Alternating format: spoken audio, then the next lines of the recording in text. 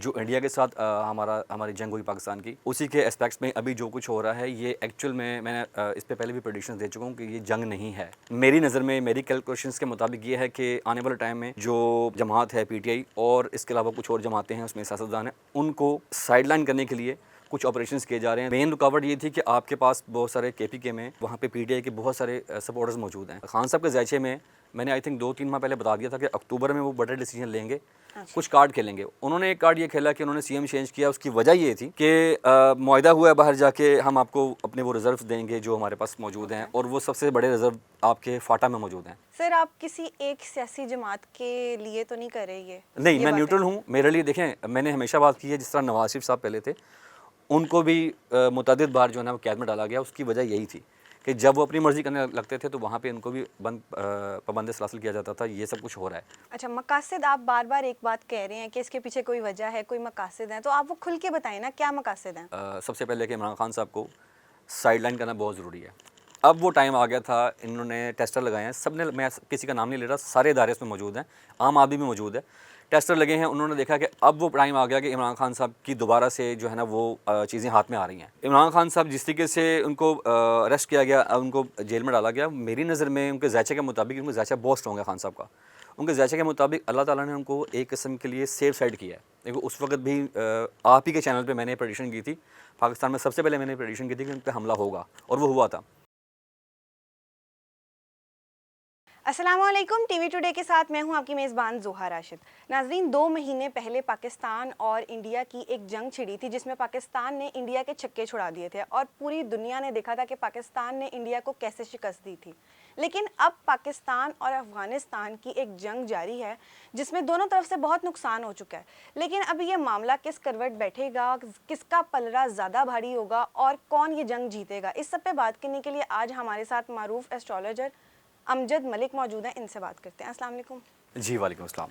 कैसे हैं सर आप? अल्हम्दुलिल्लाह। सर, मुझे ये बताएं कि पाकिस्तान और अफ़गानिस्तान की जंग जारी है, तो आप क्या समझते हैं कि ये जंग कब ख़त्म होगी? इस जंग को आप आगे कैसे देख रहे हैं? सबसे पहले मैं आपको बताना चाहूँगा कि जितनी भी ये कैलकुलेशंस हैं, ये सारी एस्ट्रोलॉजी की रोशनी में होती हैं। गायब का इल्म सिर्फ अल्लाह ताला के पास है। तो जितनी भी चीज़ें कैलकुलेशन बेस की जा रही हैं, उसके मुताबिक जो इंडिया के साथ हमारी जंग हुई पाकिस्तान की, उसी के एस्पेक्ट्स में अभी जो कुछ हो रहा है ये एक्चुअल में मैंने इस पे पहले भी प्रेडिक्शंस दे चुका हूँ कि ये जंग नहीं है। अच्छा। असल हक़ाइक़ को दबाने के लिए, छुपाने के लिए ये सब कुछ दिखाया जा रहा है। इसके बहुत सारे मुहरक़ात हैं, इसके ऊपर मैं डिटेल डिस्कशन भी कर सकता हूँ। पाकिस्तान के ज़ायचे में जोग्राफ़ियाई कुछ तब्दीलियाँ आने वाले दौर में, आने वाले कुछ महीनों में, चंद सालों में आप लोग देखेंगे।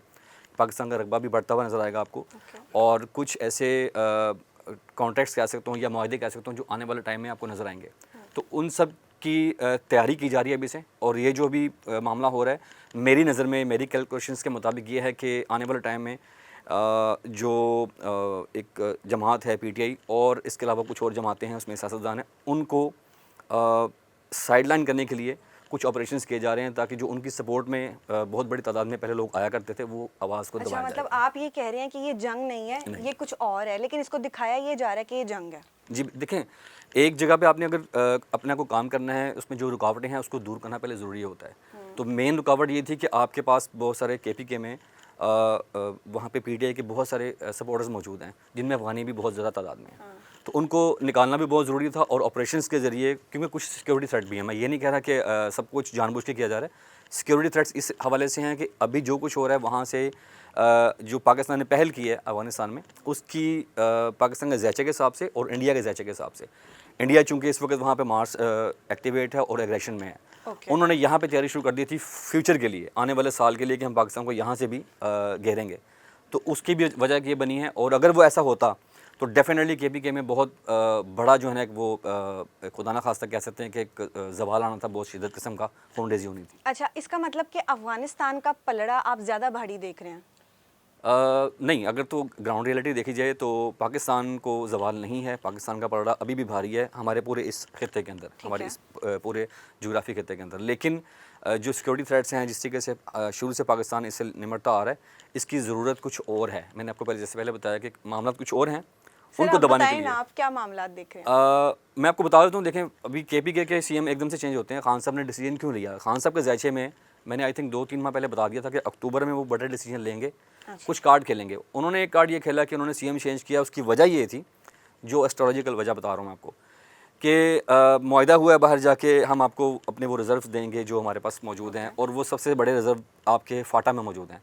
फाटा को ज़रूरी था कि आपको पुराने दोबारा से उसका जो मुकाम था वहाँ पे लाना ज़रूरी था, क्योंकि अभी जम कर दिया था खान साहब ने इसको, दोबारा से वापस उसकी हैसियत बहाल करने के लिए फाटा में जाना हमारा ज़रूरी था इदारों का। तो केपी गवर्नमेंट जाने नहीं दे रही थी उनको, तो इसलिए खान साहब ने सीएम चेंज किया जो उनके साथ रिटेलिएट करेगा, उनको रोकेगा। अगर वो चला जाता है फाटा तो ज़ाहिर है वहाँ पे वो गवर्नमेंट की रीट ख़त्म हो जाएगी और इदारों की आ जाएगी और वो वहाँ से रिजर्व निकाल सकते हैं। अच्छा सर, पाकिस्तान और अफगानिस्तान के बीच में जो ताल्लुकात ख़राब हो रहे हैं, क्या आप इनको ठीक होता भी देख रहे हैं? मेरे नज़र में तो ख़राब हुआ ही नहीं है, ये आप देखिएगा आने वाले 2 से 3 माह बहुत ज़्यादा हैं। अच्छा, इतनी क्रिटिकल सिचुएशन है और आप ये कह रहे हैं कि हालात ख़राब नहीं नहीं हैं? देखें, अभी रिसेंटली जो भी आपने देखा कि एक इस्लामी जमात का एहतजाज हुआ, जी जी जी जी। वो भी एक ध्यान हटाने की वजह थी एक्चुअल में, क्योंकि मियाँ साहब गए हैं वहाँ पे मिस्र में और वहाँ पे नेतन्याहू से मुलाकात थी उनकी, उधर से ध्यान हटाने के लिए किया गया है। ये हमेशा होता है। पाकिस्तान के ज़ायचे में ऐसी कोई चीज़ मौजूद नहीं है, मैं कैसे मान लूँ? सर, आप किसी एक सियासी जमात के लिए तो नहीं कर रहे ये? नहीं, ये मैं बात है। न्यूट्रल हूँ। मेरे लिए देखें, मैंने हमेशा बात की है, जिस तरह नवाज शरीफ साहब पहले थे, उनको भी मुतअद्दिद बार जो है ना वो कैद में डाला गया। उसकी वजह यही थी कि जब वो अपनी मर्ज़ी करने लगते थे तो वहाँ पे उनको भी पाबंद सलासिल किया जाता था। ये सब कुछ हो रहा है, तो मेरा झुकाव किसी पार्टी की तरफ नहीं है। मैं सिर्फ वो बात कर रहा हूँ जो पाकिस्तान के ज़ायचे में, जैसे आपने भी सवाल किया कि जंग कौन जीतेगा, पड़ा किसका भारी है, ज़ायचे में चीज़ें मौजूद नहीं है। इवन कि अफगानिस्तान के अंदर जो उनका ज़ायचा है, उसके हालात इससे भी बदतर हैं ज़ायचे के मुताबिक। अच्छा, क्या हालात हैं? वहाँ पे ऑब्वियसली अभी इन्फ्लेशन मज़ीद बढ़ेगा अभी, और पाकिस्तान में ऐसे ऐसा डॉलर ने नीचे आना है, वहाँ पे ऊपर जाएगा। ये आने वाले आप 1 साल में, 1 डेढ़ साल में देखेंगे, और 3 से 4 माह के बाद आप देखेंगे कि पाकिस्तान और अफगानिस्तान की सुलह हो जाएगी, क्योंकि असल जो मकासद हैं वो तब तक पूरे हो चुके होंगे।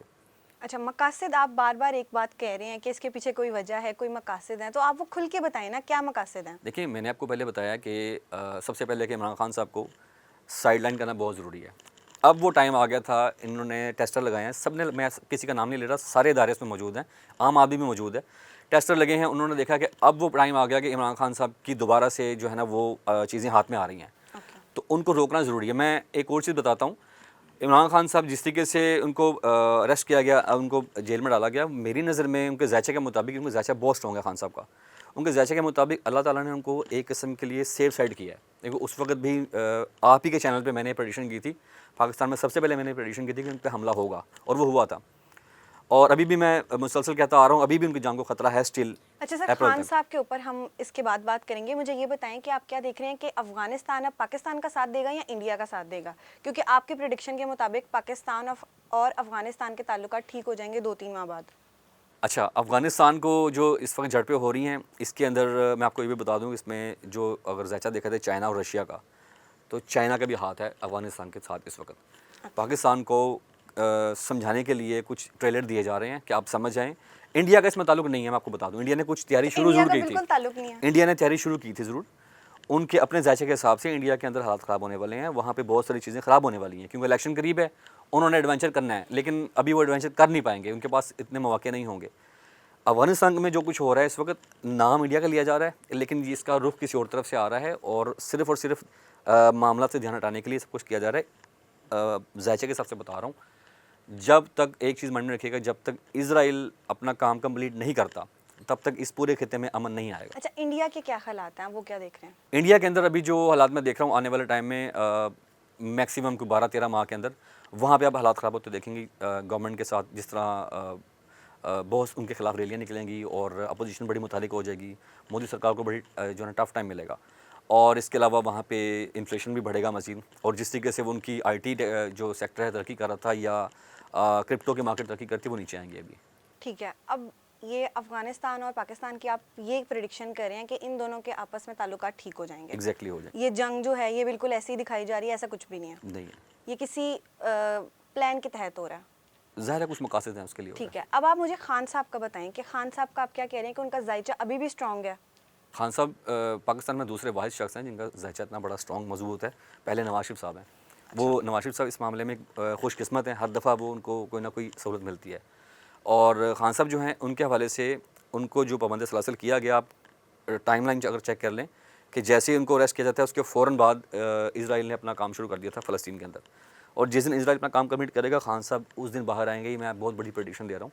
जो अक्सर लोग डेट पूछते हैं कि खान साहब बाहर कब आएंगे, इस साल में या अगले साल में? पॉसिबिलिटी है इस साल के अंदर, लेकिन खान साहब के ज़ायचे में एक नहीं कई मौके आए हैं बाहर आने के, बट उनकी अपनी एक माइंड सेट है, वो उसको नहीं कर पाते।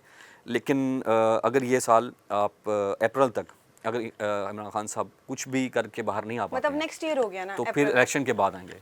अच्छा, आप ये प्रेडिक्शन करें कि इलेक्शन के बाद इमरान खान बाहर आ जाएंगे? जी, अभी जो उन पे केसेस हैं उन सब का क्या होगा? डिले में जाएंगे, अभी डिले में जाएंगे? मकासद पूरे करने हैं ना, अभी मकासद बाहर आ गए तो क्या फिर वजीर आजम का ओहदा नहीं। मिलेगा? पाकिस्तान के ज़ायचे में वज़ीर आज़म का जो सेक्टर है वो कमज़ोर है। आपने हिस्ट्री निकालें, कभी भी वज़ीर आज़म ने अपना टेन्योर पूरा नहीं किया। तो खान साहब अगर एज ए वज़ीर आज़म आते हैं तो दोबारा फिर वो फेल हो जाएंगे, तो उनको सदर बनना पड़ेगा दोबारा आने के लिए। तो उसके लिए जो तैयारियां की जा रही हैं, अभी बहुत सारी तैयारियां होनी हैं। कुछ हिकमत होती है हमारी, कुछ हिकमत होती है अल्लाह की तरफ से जो ज़ायचे में मौजूद है पाकिस्तान में। पाकिस्तान को ज़वाल कैसे नहीं है, मैं छोटी सी एक एक्सपेरिमेंट दे देता हूँ कि पाकिस्तान क़ायद-ए-आज़म पैदा होते हैं 25 दिसंबर को, पाकिस्तान आज़ाद होता है 14 अगस्त को, और क़ायद-ए-आज़म की डेथ होती है 11 सितंबर को। इन तीनों डेट्स में एवरी ईयर दिन एक आता सेम। इसको बोलते हैं कुंडली मैच करना। ये कुंडली बनती है, बानी पाकिस्तान और मुल्क जो बनाने वाला था उनकी कुंडली बहुत 100%, इसको ज़वाल नहीं है। शायद ये श्रिंक हो या बढ़ जाए, बट ये ख़त्म नहीं होगा। तो इसलिए अभी बहुत सारे काम अल्लाह ताला ने इससे लेने हैं, उसके लिए सारी ये कुर्बानियाँ जा रही हैं। पाकिस्तान तब तक ठीक नहीं होगा जब तक हम खुद ठीक नहीं होंगे। दुआओं से, मैं अक्सर लोगों को बोलता हूँ कि दुआओं से खान साहब बाहर नहीं आएंगे। अगर दुआओं से आ सकते होते तो आज फ़लस्तीन भी आज़ाद होता, कश्मीर भी आज़ाद होता। तो फिर आप नून लीग को कहाँ पे देख रहे हैं? नून लीग की जो गवर्नमेंट है, शहबाज शरीफ के लिए अभी टफ़ टाइम आने वाला है, बट फेवरेट हैं वो सबके। इसलिए अगर वो टफ़ टाइम गुजार जाते हैं, ये टफ टाइम किस किस्म का टफ टाइम? स्कैंडल्स आएंगे अभी। अच्छा, मरीम नवाज़ के ख़िलाफ़ स्कैंडल आएंगे अभी, और मरीम नवाज़ के लिए ज़्यादा मुश्किलात हैं।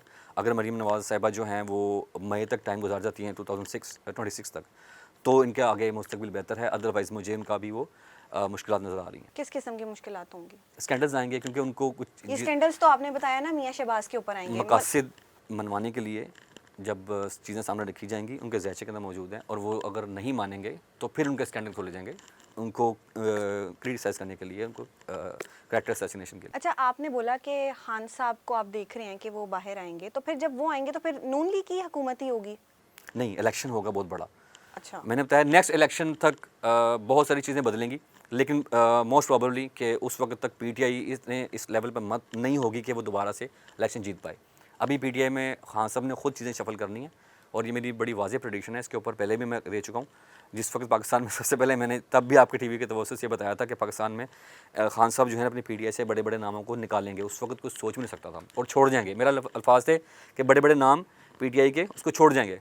तो आपने देखा जब 9 मई के बाद क्या कुछ होता है, हर बंदा आके प्रेस कॉन्फ्रेंस करता था।